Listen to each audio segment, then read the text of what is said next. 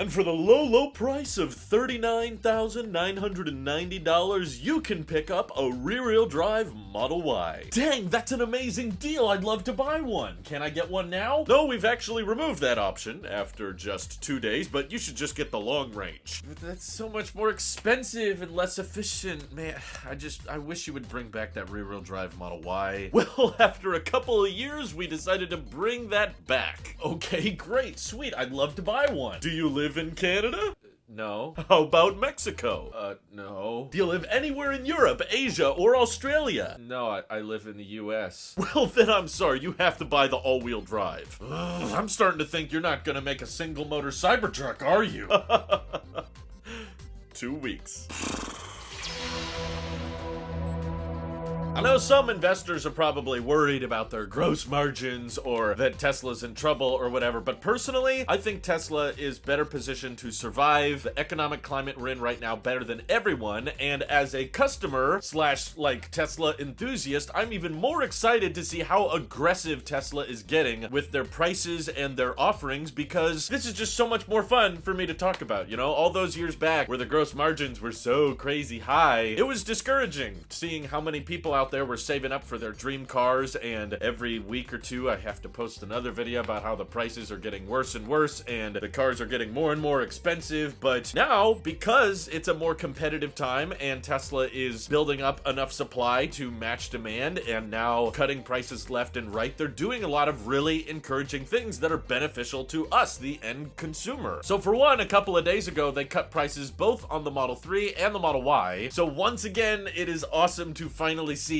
not the after potential savings price, but the purchase price suddenly dip below that $40,000 price point again. Even if it's very subtle, yes, with the federal tax credit and everything, now the LFP rear-wheel drive Model 3 is now sitting closer to $35,000 instead of $40,000. That's awesome, but the biggest price cuts were on the Model Y. Across the board, they cut $3,000, including on that new 4680 Model Y, which I'm now starting to think could potentially be one of their best sellers, but because most people are probably willing to spend the extra $3,000 to get the long range, that's my prediction. The long range Model Y is probably what most people are buying. But with the federal tax credit now, that means that the Model Y in the US starts under $40,000, which is amazing. But it gets even more interesting if we're talking about outside of the US market, because just this morning, Tesla has launched both in Canada and Mexico a mysterious new rear-wheel drive Model Y, but it's not a long range. And when you translate the kilometers to miles, you'll find that the range is almost exactly the same as that mysterious standard range Model Y that Tesla had 2 years ago. It was only on their site for a couple weeks and then they removed it, but it was a 244-mile range, which compared to the rest of Tesla's offerings, not that great, not that high. Elon even said on the record that their minimum is 250, and they removed that standard range because it wasn't up to their standard of excellence. I always thought that was a bullcrap answer. I was pretty sure that the main reason they got rid of it is because the margins on it weren't that great and it was probably tanking the sales of all of their other trims. But now that we're getting to the point where less and less people are willing to spend that much money on a car because of the recession and the economic climate we're in, Tesla has to be a bit more competitive. But there was this whole debate I was having with several people this morning on where is this Model Y built and what chemistry is the battery pack, because Tesla and all of their infinite transparency and wisdom doesn't like to disclose the battery chemistry in their car, even though I would argue that very much impacts the usable range figure. Knowing that it's an LFP battery pack means that the cycle life is higher, so it won't degrade as much, and you can charge it to 100% on a daily basis, whereas if it's just using nickel-based batteries like 2170 cells typically are, then you can't charge it to 100% every day, and the cycle life isn't going to be as good. So, in my opinion, they should really disclose the chemistry, or at least somewhere in the tech specs say what cells they're using on each car. But at this point, after talking it over with a few different people, even though the range is that exact 244 miles, just like the one they discontinued was, I still think this is actually a lithium iron phosphate chemistry. For one, because Tesla has stated for the past many quarters that all of their standard range vehicles have switched to LFP, which there's lots of advantages to, like it's typically cheaper, there's lots of those cells available, and the cycle life is higher again, and you can charge to 100%, they're safer and everything. So in 2023, it would make a lot of sense to use it because that's what they're using in China and in Europe for the rear-wheel drive lower range vehicles, but I just thought that it was an awfully bizarre coincidence for the range to be exactly the same. But someone pulled up a Canadian website that details the actual energy consumption data, and they showcased that it is not identical to the 2021 standard range Model Y. It is actually a little bit less efficient, and that getting the same range with less efficiency makes sense if it is LFP, because iron-based batteries are less energy dense, they're heavier, so that points to the idea that even though this is the same range as that 2021 model, it probably weighs a bit more, and the battery pack physically takes up a bit more space, so it consumes a tad more energy at highway speeds. Not like a substantial amount, but enough to be noticeable on the Canadian test cycle data. So I'm still not completely sure if they're importing these Model Ys from Giga Shanghai or not, but because Mexico and Canada use the North America charging standard, which is what Tesla builds all their vehicles with at the Fremont factory, you know, Fremont is usually not the export hub, and Giga Shanghai, I feel like, has so many differences with the models over there to cater to that market that my guess is that they are taking the LFP battery packs at the Fremont factory that are originally meant for the Model 3 rear-wheel drive, the same battery pack I have in my car, and they have now just started diverting a smaller Model Y assembly line to also use those battery packs, which would explain the big range difference. Model Y is a bigger vehicle, less aerodynamic, so if you put the same battery pack in a Model 3 into a Model Y, getting a 244 mile range sounds about right. That way you don't have to ship them as far either, so you can take those Model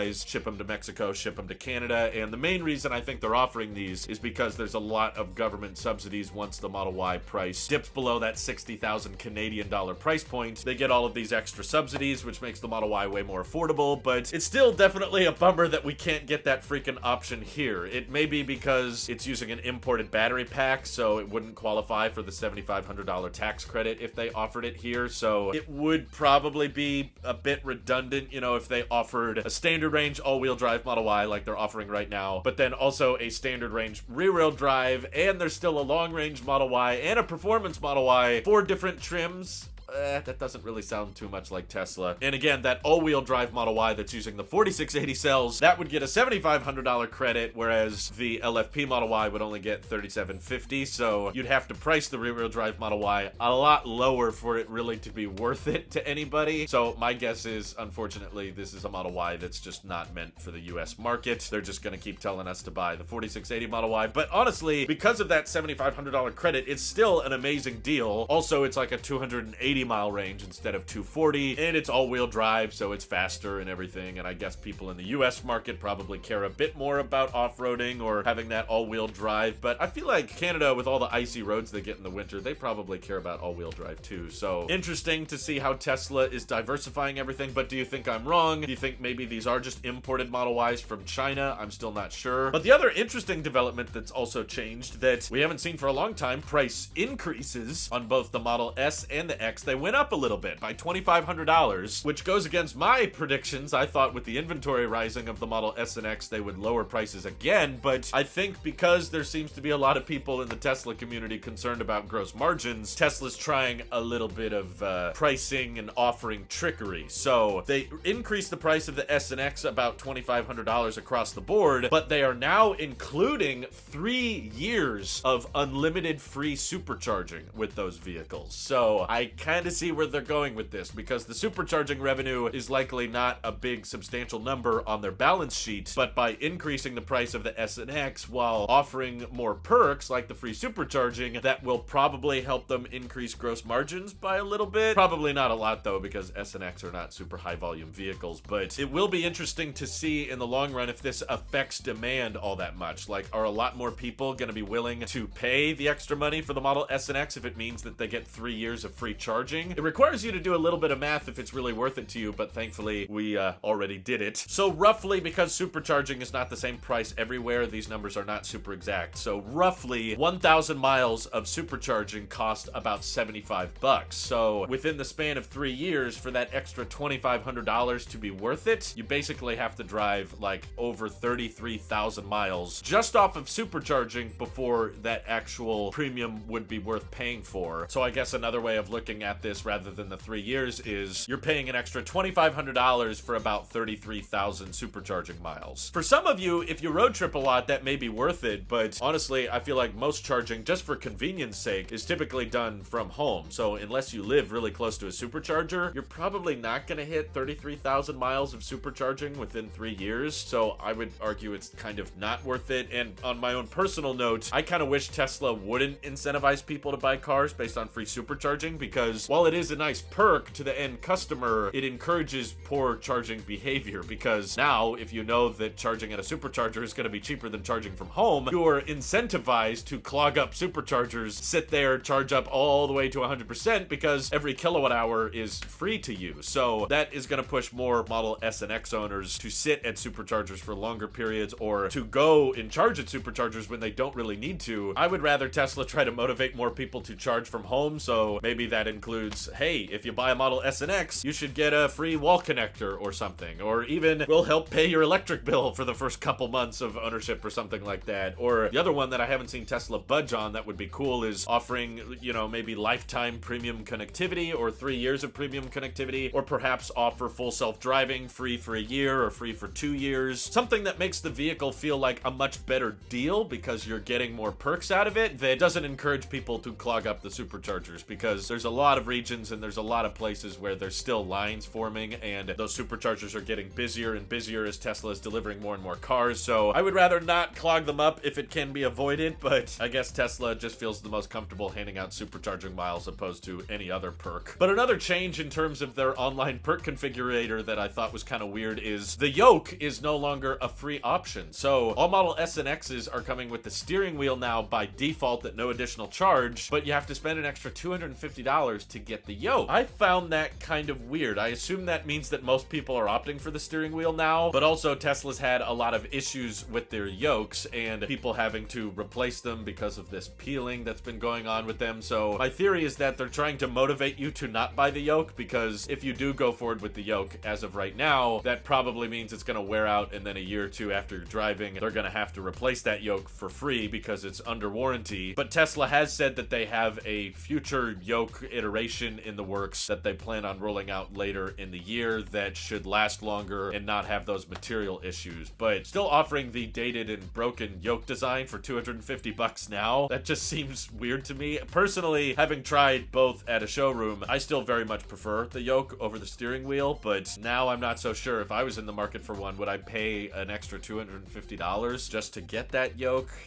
Now I'm not so in love with it. But the next thing Tesla will probably have to do is add gear stocks, because that's what everyone's asking for once they got their steering wheel. Feels like they're almost just slowly turning the Model S and X back into the old versions anyway. But even so, with all of those weird choices, I like this position we're in where the customer actually has some influence. You know, we can express our concerns. We can say things like, hey, I want a full steering wheel, or hey, I want gear stocks, or I want free supercharging. And Tesla, to try to move more inventory, has to cave. They have to concede a little bit and offer us more of what we're wanting. From a consumer's perspective, I think that's great. Sure, from a shareholder's perspective that was hoping for Tesla to go to the moon or go to Mars in 10x by the end of this year, I guess that's not a great sign because it's going to eat into their gross margin. But just try to remember, Tesla still has the best margins in the auto industry by far. They have well over $20 billion of cash in the bank, so they can afford for times to be tough like they are right now. Other automakers can't so much, so if there was a company that was well positioned to survive the recession, Tesla's by far the one I would trust in. But what do you guys think of all of these price cuts and these new trims and these new perks being offered across the lineup? Feel free to let me know your thoughts down in the comments below. And thank you to everybody supporting this channel directly. Seriously, helps us out a ton, as does just watching these videos. Thanks again. Have an excellent rest of your day.